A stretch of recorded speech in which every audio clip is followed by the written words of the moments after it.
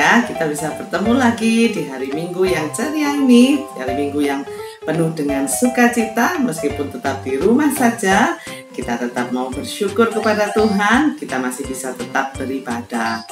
Nah teman-teman, sebelum kita mulai ibadah kita hari ini, yuk kita mau duduk yang tenang ya.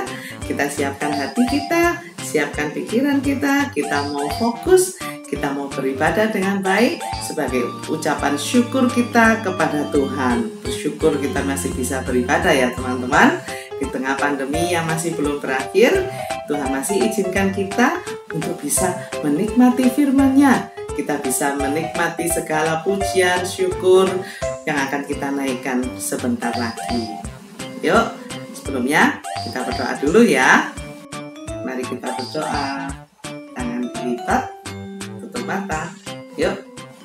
Bapa dalam surga, terima kasih untuk pagi hari ini kami boleh beribadah, kami boleh mengikuti ibadah online Tuhan. Kiranya Tuhan sendiri yang akan menolong kami supaya kami boleh fokus, kami boleh beribadah dengan baik. Berikan kami hati yang penuh dengan sukacita dan bersyukur sehingga kami boleh tetap memuji Tuhan dan mengucap syukur untuk segala kebaikan yang sudah Tuhan berikan kepada kami. Terima kasih ya Tuhan, kami akan memulai ibadah kami. Tolong kami semua supaya kami boleh mengerti apa yang Tuhan mau di dalam kehidupan kami. Terima kasih ya Bapa. Berkati ibadah kami hari ini dan tolonglah kami semua untuk kami bisa beribadah dengan baik. Di dalam nama Tuhan kami Yesus Kristus, kami sudah berdoa dan mengucap syukur. Amin.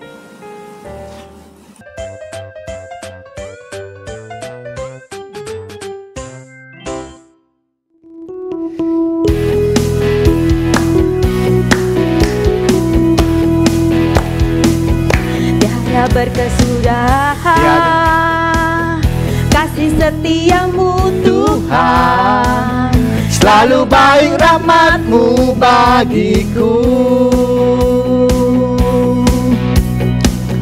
Hari berganti hari, tetap kulihat kasih-Mu, tak pernah berakhir di hidupku. Tuhan Yesus baik, sungguh amat baik. Untuk selama-lamanya Tuhan Yesus baik. Tuhan Yesus baik, sungguh amat baik. Untuk selama-lamanya Tuhan Yesus baik. Tiada berkesudahan, kasih setiamu Tuhan, selalu baru rahmat-Mu bagiku. Hari berganti hari, selalu kulihat kasih-Mu, tak pernah berakhir di hidupku. Tuhan Yesus baik, sungguh amat baik. Untuk selama-lamanya Tuhan Yesus baik.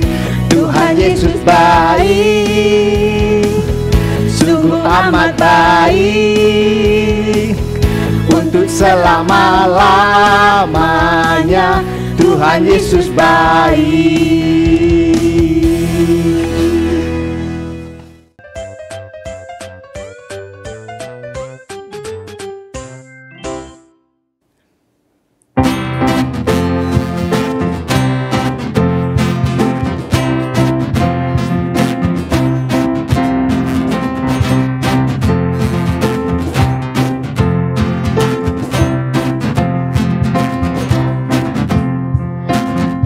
Terangnya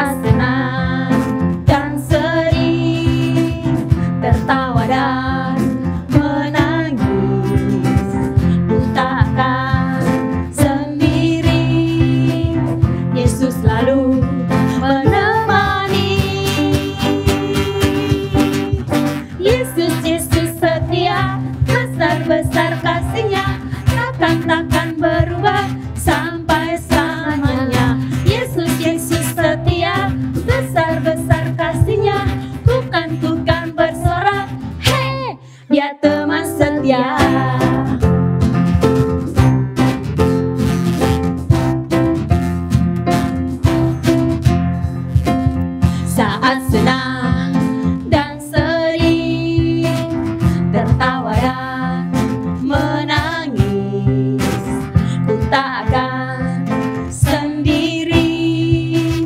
Yesus selalu menemani. Yesus, Yesus setia, besar-besar kasih-Nya, takkan berubah sampai selamanya. Yesus, Yesus setia, besar-besar kasih-Nya, ku kan bersorak, hey, Dia teman setia. Yesus, Yesus setia, besar-besar kasih-Nya, takkan berubah sampai selamanya. Yesus, Yesus setia, besar-besar kasih-Nya, ku kan bersorak, hey, Dia teman setia. Yesus, Yesus setia, besar-besar kasih-Nya, takkan berubah sampai selamanya. Yesus, Yesus setia, besar-besar kasih-Nya, ku kan bersorak, hey, Dia teman setia.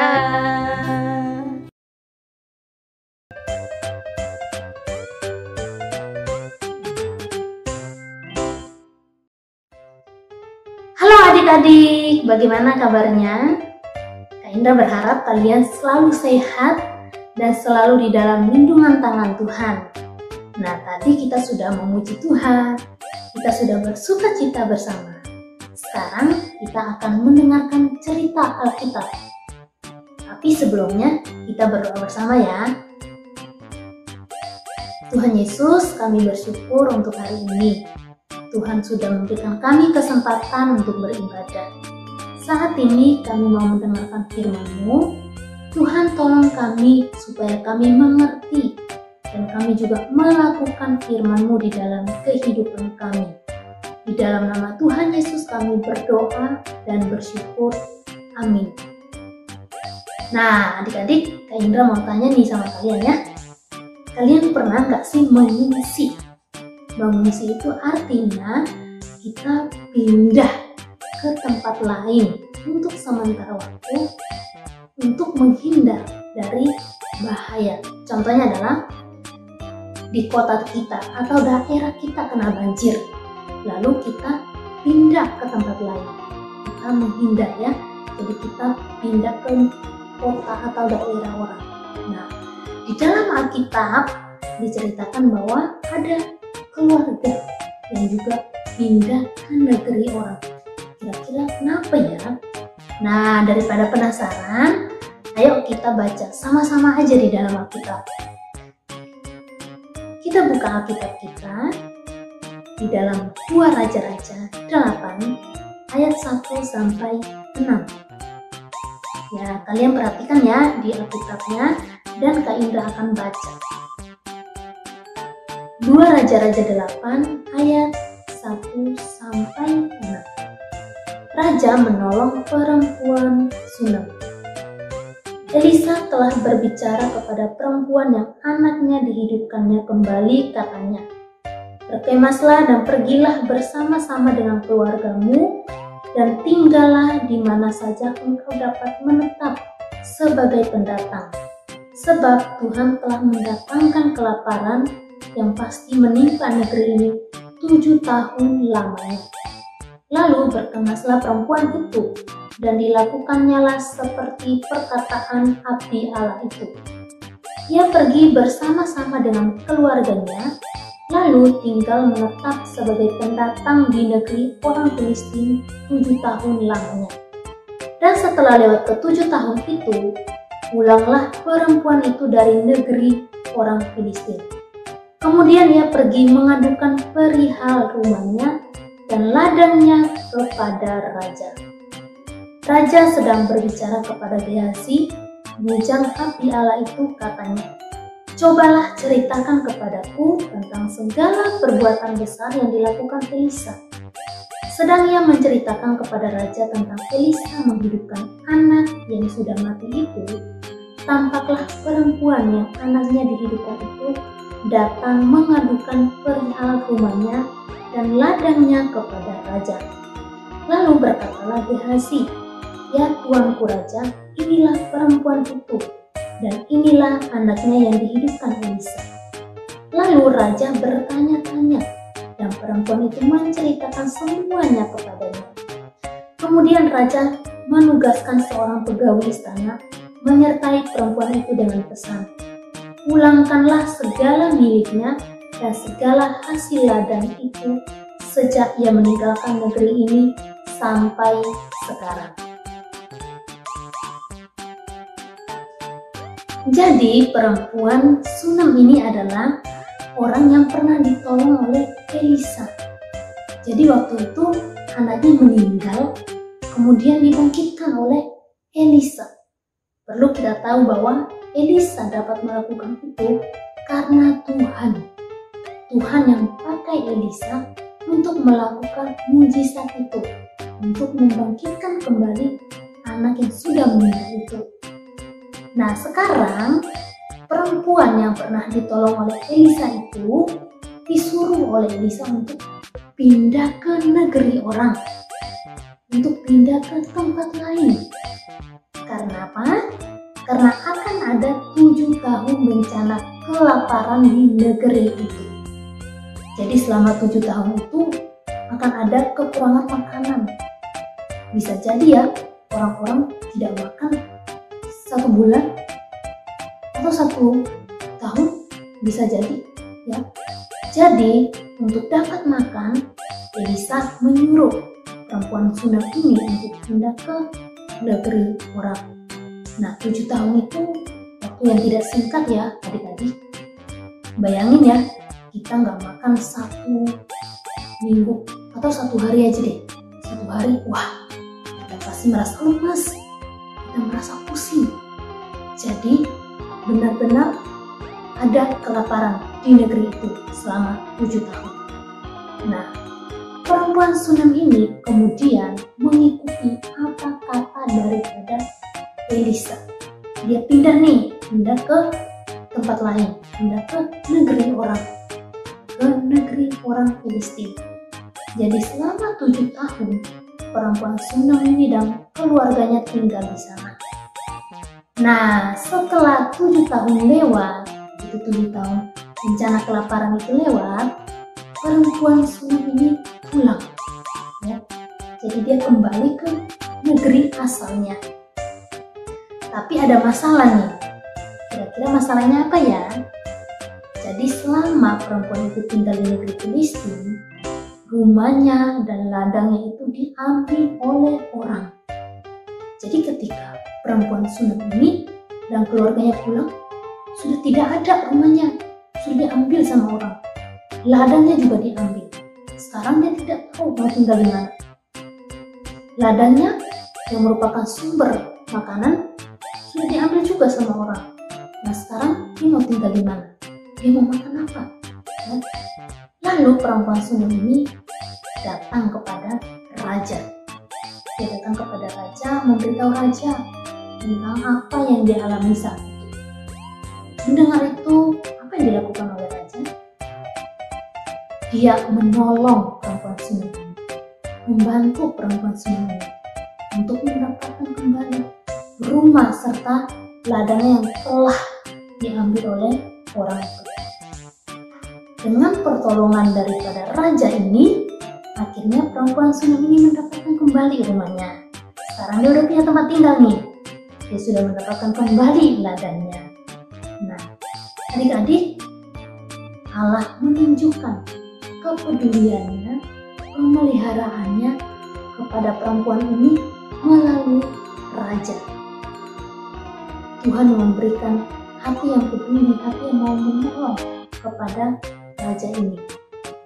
Jadi dia memiliki hati yang peduli, hati yang mau menolong. Nah, adik-adik, sebagai anak Tuhan, Tuhan Yesus juga mau kita punya hati yang mau peduli, yang mau menolong orang yang membutuhkan pertolongan kita. Nah, hari ini mungkin ada teman-teman kita yang sakit, ya, atau orang tuanya, keluarganya, saudaranya Mari kita menunjukkan kepedulian kita kepada mereka dengan menghibur mereka, mendoakan mereka, kalau bisa mengirimkan makanan kepada mereka. Ya, ini adalah salah satu bentuk kepedulian kita kepada mereka. Atau mungkin ada teman-teman kita yang tidak punya masker. Nah, di masa pandemi ini kita butuh yang namanya masker ya. Nah, kalau mereka tidak punya, maka kalau kita punya, kita berbagi kepada mereka. Supaya mereka juga punya masker dan pakai masker. Supaya mereka bisa menjaga kesehatan mereka ya. Jadi mari kita menunjukkan kepedulian kita kepada teman-teman kita dengan menolong mereka, menghibur mereka, dan mendoakan mereka. Mari kita minta kepada Tuhan supaya Tuhan memberikan kita hati yang mau peduli dan yang mau menolong teman-teman kita. Sekarang kita mau hafal ayat ya.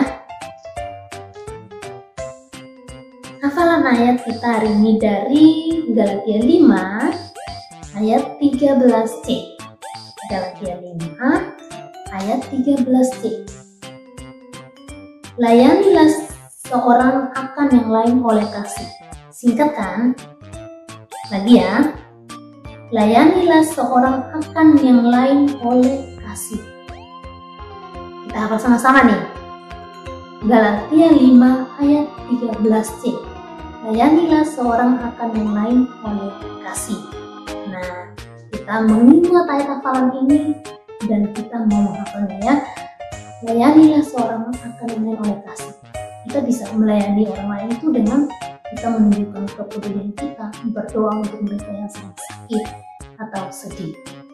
Nah, demikianlah firman Tuhan kita hari ini. Mari kita berdoa. Tuhan Yesus, terima kasih untuk firman-Mu. Tuhan, tolong setiap kami supaya kami memiliki hati yang mau peduli dan yang mau menolong orang lain ketika orang lain membutuhkan pertolongan kami. Tuhan, tolong kami. Di dalam nama Tuhan Yesus kami berdoa dan bersyukur. Amin.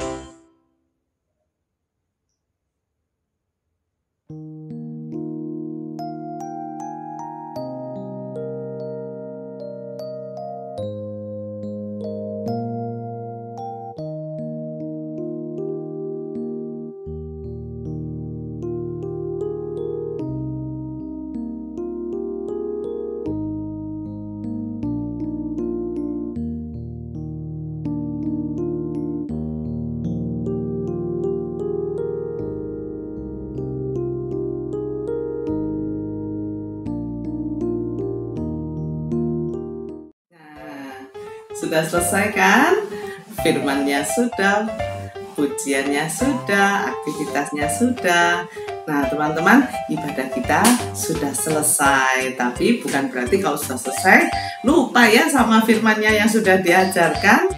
Yang penting adalah setelah ibadah ya, kita simpan firman itu dalam hati, dalam pikiran kita. Dan yang terpenting adalah kita melaksanakan firman Tuhan itu di dalam kehidupan kita sehari-hari, sehingga kita boleh menyenangkan hati Tuhan ya. Itu yang Tuhan mau. Itu anak Tuhan berarti nggak cuma dengar lewat dengar hilang firmannya ya. Yang penting sudah dengar, kita lakukan ya di dalam kehidupan kita sehari-hari. Teman-teman tetap semangat ya, tetap lakukan protokol kesehatan dimanapun kalian berada. Apa saja, jangan lupa cuci tangan ya, pakai masker, terus jaga jarak, jangan kemana-mana dulu, di rumah aja ya. Tetap semangat, meskipun di rumah Tuhan beserta, sehingga kita bisa tetap sukacita, kita merasakan damai sejahtera dari Tuhan, kita bisa berkumpul bersama keluarga ya, menghabiskan waktu bersama dengan mereka. Oke teman-teman, sampai ketemu lagi di dalam ibadah kita minggu depan ya. Tetap semangat, oke? Sampai jumpa teman-teman, selamat hari Minggu, Tuhan Yesus memberkati kalian semua. Bye.